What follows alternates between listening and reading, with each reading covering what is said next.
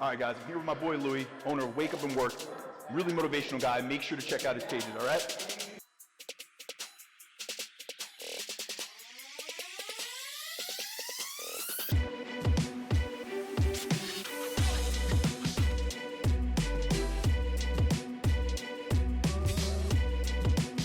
What's up, guys? Thanks for joining me today. My name is Louis Pisano. I'm the owner and founder of the fitness clothing line Wake Up and Work, and this is episode 1 of the Wake Up and Work podcast.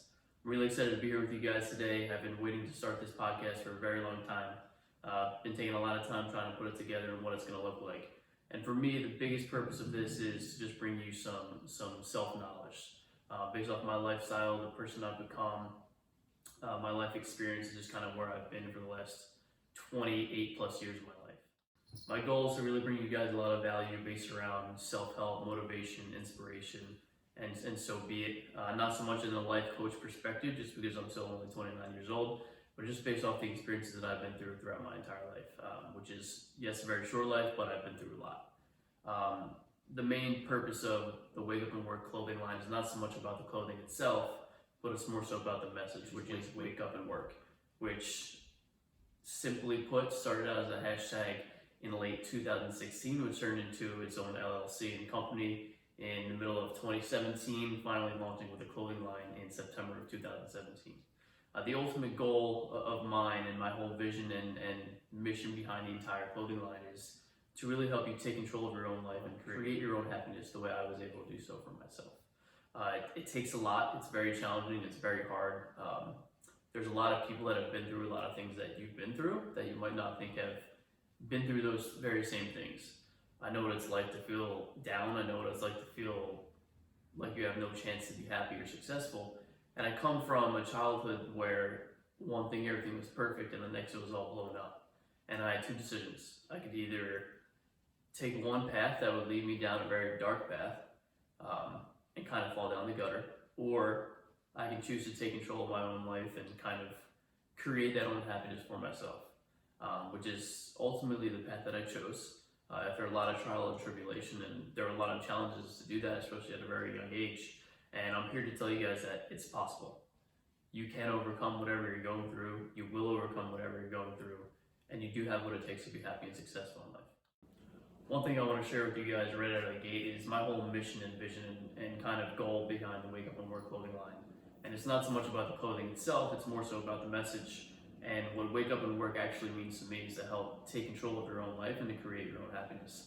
In a sense of waking up to realize the kind of potential that you have, waking up in a sense to realize how many opportunities and possibilities that you have, and at the same time going to work on yourself, your goals, your visions, and your ambitions every single day until you reach that level of success and happiness that you're comfortable with, that you're happy with, and that you're ultimately satisfied with. You know, everyone has their different level of success and happiness and what that looks like. And at the same time, it's something that everybody can resonate with and everybody can relate to, in my opinion. From a Wake Up and Work perspective, I think everyone has their own idea of what that kind of looks like. And I think one of the biggest challenges we face in life is coming to grips with the fact that reality is different from what we kind of expected life to be like from growing up and what we really knew at the time at a young age, compared to when life knocks us in the fucking mouth and we really understand what it means to have to grow up when you have no other choice. You know, a lot of us have been through tough situations where you really didn't know how to handle it. You may have felt abandoned, or you may have felt alone, and I know what that's like. Growing up in an all-American family, so to speak, with two brothers, one older, one younger, two parents under the same roof, and my whole life came crashing down when I was in 5th grade when my parents split up. Ironically enough, it was right after my grandfather passed away as well. So there was a lot going on in my life at the time that I didn't necessarily know how to handle at such a young age when I was only 10 years old. You may have even felt alone, and at times you may have felt like there was no one there for you. I know what that feels like, and it wasn't the fact that I didn't have people around me. It didn't mean that I didn't have good parents or good brothers or good family members or friends. Instead, I was afraid. And I know what it's like to be afraid of everything around you that's going on because you just don't understand it. And, you know, fortunately and unfortunately at the same time, I was forced to grow up at a very young age. When you're a kid, you really don't know what else to do but to blame the world and to blame everyone else around you for the problems that are going on in your life. And one thing I was able to help myself do when I was forced to grow up at a younger age was to kind of understand perspective in life and kind of what I had control over. And it took me until I was about 24, 25 years old to really fully understand what that meant and what kind of power I had over my own life and what kind of control I had over myself. But growing up wasn't always easy. There was a long period of time from the time that I was 11 years old to the time that I was about 22 years old where I struggled a lot. A lot of it was mentally, a lot of it was emotionally, and a lot of it was just stuff going on around me that I didn't have control over and I wanted to control it. So the reason I started Wake Up and Work is because I was able to connect my passion to my purpose back in late 2016, and I'm grateful enough for being able to do that. And my passion for fitness is what kind of saved my life. I got to a very dark place mentally and emotionally, and even so physically when I was 22 years old. At only 5'3", I was 177 pounds. I was 25% body fat, and I was just a disgusted human being in himself. I couldn't stand looking at myself in the mirror, and I just didn't know how to handle anything besides drinking whenever I could. Whenever somebody died that I was close to or that I was affiliated with, or somebody in my family, whenever my mother had to go through some additional rounds of chemo for her breast cancer, whenever I found out that I was doing bad in school, whenever I found out that something else was happening with my family, which happened often, then I resorted to the bottom of a bottle.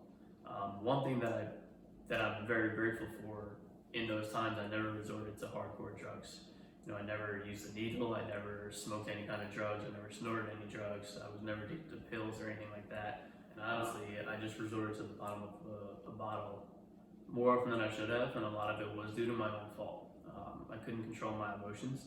I had a lot of built up anger, anxiety, and somewhat of a little bit of a depression disorder going on throughout college. And it was easy for me at the time to blame it on, being in college is what people do. Until I started to realize what it was doing to my mental capacity, my mental health, and just kind of what it was really doing to my body overall. So in the winter of 2012, it was Christmas, and I asked my mother for two things. I asked her for Sean T's Insanity video, and I asked her for LeBron James Cleveland Cavalier Hardwood Classic jersey. There was a point in my life, like many of you out there, that my parents didn't have a lot of money. So I wasn't one to really ask for a lot of things because I knew it would hurt them more than it would help me. So at the same time, obviously as parents, they always want to do as much as they can for their children. And my brothers and I were more than grateful for what they've been able to provide us over our lifespan. So I only asked my mother for those two things. She got them both for me. I wore the LeBron jersey every other week whenever he was playing. And then I didn't open Sean T's Insanity video until 4 months later. It was March 2nd, 2013, a little over 7 years ago, and it was the day that fitness saved my life. And the reason I say that is because I woke up that morning, I took a shower, and I looked at myself, and I was so low and disgusted with the person that I've become, the person that I let myself become, and the person that I became due to my inability to really control my emotions, control my drinking, and just really control my own mental health. So I opened up Sean T's Insanity video set that day, and I never looked back. And the reason I tell people when I talk about this story and kind of my journey now going on 7+ years, when I say fitness saved my life, it's because I truly believe it did. I've always been into working out since I was 14 from high school football. There are a lot of people that instilled that in me to really kind of hone my anger and focus and depression and anxiety on the weights, and it's always made me feel at home. It's been my drug and my anti-drug, and it's really helped me come a long way, and it's helped me turn into the person that I am today. So the reason I say it saved my life is because it took me away from drinking. In the 60 days of Sean T's first two videos for 60 days, 2 different CDs, 1 month each, I lost 13 pounds, I lost 10% body fat, and then my life was forever changed. Since that day, March 2nd, 2013, my fitness focus has 90% been around nutrition and not only the physical assets or physical bonuses, but also the mental and emotional health that it provides for me. And then I got to a point where I kind of understood my purpose in life, and I think everybody that's born has a purpose. We're all here for a reason. We have a lot to contribute to the world. And growing up at a young age, I always knew that I had a different kind of mindset from a lot of other people around me. And I always knew that I wanted to have some kind of platform or leadership role throughout my life to really make a difference for people. And this is dating back to second grade when I was a peer mediator in my elementary school. And what that means, for those of you unfamiliar with the term or what that is, when there's disagreements between little kids or there's fights going on, you're called on from your teachers at such a young age to really help lead a mediation between your peers. And it really helps you kind of see the bigger picture and see what's right and wrong, and it helps you grow up a little younger. So from that time, I realized that I had these leadership qualities in myself, and that's led me to my purpose, which is to help you guys to make a difference in the world. And it sounds cliche and it seems so simple, and it's obviously easier said than done. But when I say make a difference in the world and help change lives, it can really even be as simple as one life at a time, one person per day. And I really see myself as becoming a beacon of hope for some people that have been through a lot of shitty situations in life, because I know what that's like. I dealt with a lot of death in my family. I'm an Italian kid from New Jersey that grew up with a big Italian family. When I was 7, 8 years old, I lost 2 of my uncles. When I was 10 years old, I lost my grandfather, who was my first hero. And I've lost a lot of people along the way, including one of my best friends for over 15 years when I was 24 years old. So I'm no stranger to death. I'm no stranger to the trials and tribulations of life. I'm no stranger to fear, and I'm no stranger to feeling alone and abandoned. And when I say I want to be a beacon of hope, I want my life to kind of be a symbol for people that have faced challenges throughout their lives and don't think that they're capable enough and don't believe in themselves enough and feel afraid and hate the opinions of others and just don't think they have what it takes to make it. And I'm here to tell you that you do. You have every bit what it takes to make it. You have everything inside of you to be happy and successful on your own terms, in your own way, however you see fit. All it comes down to is making sure that you believe that in yourself. And again, it sounds cliche, but you need to be able to control your work ethic and kind of see the person that you want to become. And your work ethic will be your most controllable asset throughout your life. It's the one thing that you have the most power over, and it's the one thing that I've been able to use to get me to where I am today. And where that is a 29-year-old general manager of an entire department of about 100 people in San Diego, California, overseeing a $10 million operation. At the same time, I have my side hustle in the Wake Up and Work clothing line, which has a very positive outlook for the next 12 to 16 months as I rebrand and relaunch the clothing line. And I'm in a very good situation in my life where I have complete control over my mental, emotional, and physical health, and the world is in my hands. The future is in my hands. I have so much to look forward to. I'm a very optimistic person. I've come a long way from the person I was 5, 6, 7, even 3, 4 years ago. And I'm here to tell you that no matter what you're going through, no matter what you're facing in life, no matter how much struggle you've been through, to keep pushing forward. Keep waking up every single day and working on yourself, your goals, and your ambitions, and you will get to that place of happiness and success that you want to attain. I'm here to help you get there. I'm here to help you the way I was able to help myself. And I want to instill in you the principles that you can have to help yourself. I truly believe this is part of my purpose and my journey throughout the next 20, 30, 40 years of my life. As crazy as it sounds, but it's something that I've wanted to do for a very long time. And with this Wake Up and Work brand, it's really helping you guys understand the message of the power and control you have over your lives to really take yourself to the next level. And I've seen so many people over the years beat themselves up because they're not the person that they are, that they want to be. And all it comes down to is you can be that person as long as you have what it takes to put in that work. Too often, I come across people that go through life complaining about what they don't have, or what their friends do have and they don't, or what other people have and they don't, or the shitty cards that they've been dealt, or situations they've been born into, or unhealthy lifestyles. And what people fail to understand is that nobody's going to change your life but you. There's no one out here giving out free handouts. It's a different story if you're born into money, and we all know those people. I have plenty of friends that grew up in a very wealthy, healthy environment, and to a point I envied them at times. But at the same time, I also looked up to them because they're very good people, and I kind of saw life for what it was for other people. And at the same time, I knew having a hard childhood and adolescence years growing up made me the person that I am today, and I wouldn't change that for the world.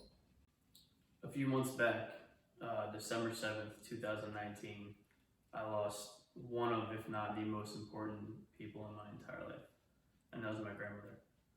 For a 2 to 3 year time period from when I was a freshman in high school to about the middle of my junior year, it was just me and her living together. As I said earlier, I'm in San Diego now, and she passed away back in New Jersey. And my grandmother always wanted a small service. She wanted to get cremated, and she didn't want to make a big deal of it because that's just the type of person that she was. She's been to too many funerals to really want something like that.